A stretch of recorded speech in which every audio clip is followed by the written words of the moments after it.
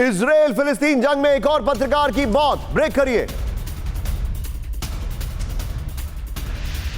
हमले में मारी गई फिलिस्तीनी पत्रकार अला ताहिर अल हसनत। मैं चाहूंगा उनका वीडियो दिखाइए जरा। गाजा में अल हसनत के घर पर हुई थी विध्वंसक बमबारी। इजराइल जंग में अब तक 50 पत्रकारों की मौत हो चुकी है। 18 नवंबर को कवरेज करते 7 पत्रकारों की गई थी जान। सीधे आइए, इजराइल युद्ध। राहुल सिर्फ वॉल दिखाइएगा। 46 दिन। अब जरा ध्यान से देखिए, इजराइल युद्ध। सिर्फ वॉल देखिएगा जो हमारे सामने फैक्ट्स आ रहे हैं। ये देखिए, इजराइल युद्ध 46 दिन 50 पत्रकारों की मौत।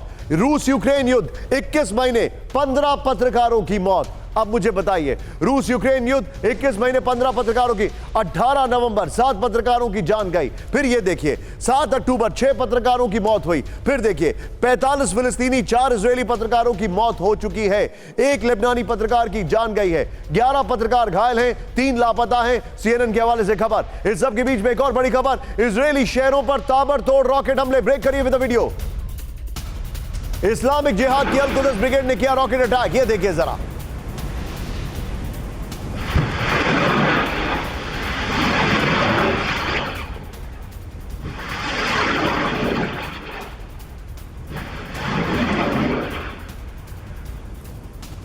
से लगे इलाकों को टारगेट किया गया। ये देखिए जरा। इस सब के बीच में एक और बड़ी खबर, तेल अवीव में फिर से हमास का बड़ा हमला। ब्रेक करिए। हमास ने एक साथ कई रॉकेट दागे। विद द वीडियो दिखाइए जरा। आयरन डोम से रॉकेट इंटरसेप्ट किए गए। ये देखिए जरा। ये देखिए, फुल फ्रेम पे शॉट दिखाइए। तेल अवीव में एक बार फिर से बड़ा हमला किया गया है। हमास ने कई रॉकेट इंटरसेप्ट किए। ये देखिए जरा।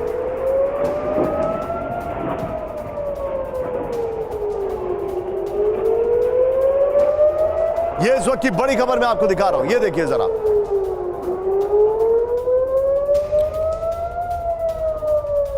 ये दोनों ब्रेकिंग और दोनों शॉट लीजिए।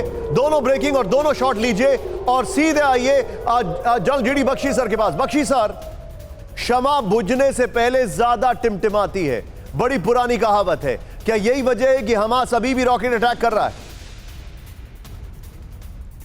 एम्बियंस। हाँ, देखिए, हमास दुनिया भर को दिखाना चाहता है डिफाइंस कि जितना भी हमें मार पड़ी हो लेकिन हम अभी भी लड़ रहे हैं। इसलिए वो चोरी छुपे इक्के दुक्के रॉकेट फायर करे जा रहा है। And this is one of the reasons why Israel का केस स्ट्रेंथन होता है कि हम सीज फायर कैसे कर सकते हैं जब हम पे गाजा की धरती से लगातार रॉकेट अटैक्स, ऑफेंसिव एक्शंस हो रहे हैं। They have to continue with the fighting. और सर, मैं आपको प्लीज रोकूंगा sir, please pardon me. Vipin Choubey मेरे साथ हैं, उनके पीछे बॉम्बिंग चल रही है इस वक्त। विपिन, निशांत, बिना समय गंवाए देखिए सीधे तस्वीरों पर आपको लेकर चलता हूं और इन तस्वीरों को देखिए। आप जो कह रहे थे कि शमा बुझने से पहले टिमटिमाती है, तो ये तस्वीर देखिए अब किस तरह से ये हमले हो रहे हैं। हालांकि ये हमला इजराइल की तरफ से किया गया है और जिस जगह पर हमले हो गए हुए हैं ये पहले से मलबे में तब्दील वो पूरा इलाका है। लेकिन अब भी देखिए कैसे बड़े बड़े रॉकेट और मिसाइल से हमले किए जा रहे हैं।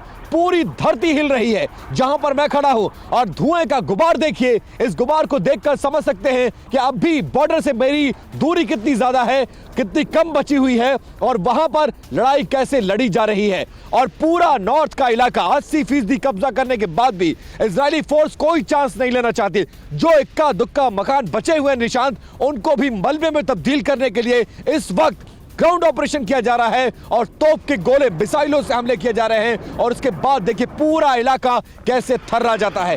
जहां पर मैं खड़ा होकर रिपोर्ट कर रहा हूं ये पूरी धरती हिल रही है और आसपास का इलाका इन आवाजों से गूंजता हुआ नजर आ रहा है। और इस बीच ये काले धुएं का गुबार निशांत आपको बताने के लिए काफी है कि क्या कुछ चल रहा है ग्राउंड पर, किस तरह का ऑपरेशन चला रही है इजरायली फोर्स और हमास के लड़ाके कैसे जमीन छोड़कर भागते हुए नजर आ रहे हैं। यही फ्रेम को लॉक करके रखिए, मेरे साथ बने रहिए, यही फ्रेम रखिएगा। इस वक्त की बड़ी खबर, TV9 के कैमरे में गाजा में इस वक्त आप लाइव बॉम्बिंग देख रहे हैं। ये मेजर अटैक किया गया है। धुएं के गुबार से ऐसा दिखता है बहुत बड़े एरिया को। विपिन, कैमरामैन को बोलिए अपने इस फ्रेम को लॉक करें। अपने कैमरामैन को बोलिए इस फ्रेम को लॉक करें। ये इस वक्त की बड़ी खबर, गाजा में लाइव बॉम्बिंग। प्लीज लोकेशन लिखिए। ये इस वक्त की बड़ी खबर, गाजा में इस वक्त लाइव आपके सामने तस्वीरें आ रही है, लाइव बॉम्बिंग। ये देखिए जरा। और जहां पर रिपोर्टिंग कर रहे हैं विपिन चौबे और कैमरामैन गंगा, ये वहां की तस्वीरें मैं आपको दिखा रहा हूं। ये इस वक्त की बड़ी खबर।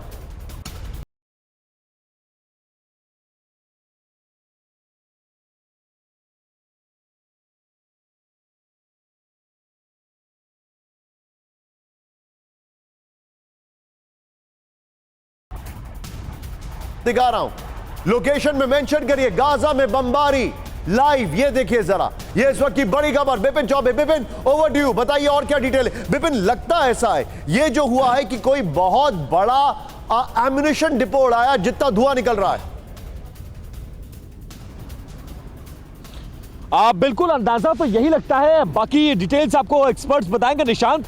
लेकिन मेरा जो युद्ध का अनुभव रहा है यूक्रेन युद्ध से लेकर और इजराइल का ये जो युद्ध मैं पिछले 20 दिनों से कवर कर रहा हूं, उसके बाद ये लगता है कि कोई टारगेटेड अटैक किया गया है, क्योंकि रह रहकर हर 1-2 मिनट पर हमले किए जाते हैं। लेकिन ये जितना बड़ा हमला था, ये बताने के लिए काफी है कि टारगेट करके किसी ठिकाने को लॉक किया गया और उसके बाद इस हमले को अंजाम दिया गया है। ये एक बड़ा टारगेट था जिसको अचीव किया है इजराइल ने। और ये जो पूरा इलाका है जहां पर धुआं उठ रहा है निशांत, ये पूरा इलाका ऑलरेडी 90% मलबे में तब्दील हो चुका है। और अब भी जब मैं रिपोर्ट कर रहा हूं, अभी भी मुझे ऐसा लग रहा है बिपिन, ये जो विजुअल्स आप दिखा रहे हैं, ऐसा लग रहा है मुझे ये कोई बहुत बड़ा एम्युनिशन डिपो उनका उड़ाया है। जिस तरीके से धुआं जो अभी भी सेटल नहीं हुआ है, ये धुआं सेटल नहीं हुआ है। धुएं का इनफैक्ट जो जिस तरीके से जो कलर है, जिस तरीके से जो इसकी डेंसिटी है, मुझे लग रहा है ये कोई एम्युनिशन है, कोई यहां पे रॉकेट लॉन्चर साइट थी जिसको उड़ाया है। What is your take Vipin? संभावना पूरी है निशांत, संभावना पूरी है, क्योंकि टारगेटेड अटैक था और इस इलाके को 90% मलबे में तब्दील करने के बाद इतना बड़ा हमला करने की कोई जरूरत नहीं थी। लेकिन कोई स्पेसिफिक इनपुट जरूर रहा होगा कि वहां पर इस तरह की चीजें हो सकती हैं। आर्म्स का डिपो हो सकता है, एम्युनिशन का डिपो हो सकता है, या फिर कोई ऐसी टनल जहां पे इन तमाम चीजों को रखा गया हो। ठीक है बिपिन, बिपिन, ये जो आप जानकारी दे रहे हैं इस वक्त की बड़ी खबर। बख्शी सर, सॉरी आपको बीच में रोका।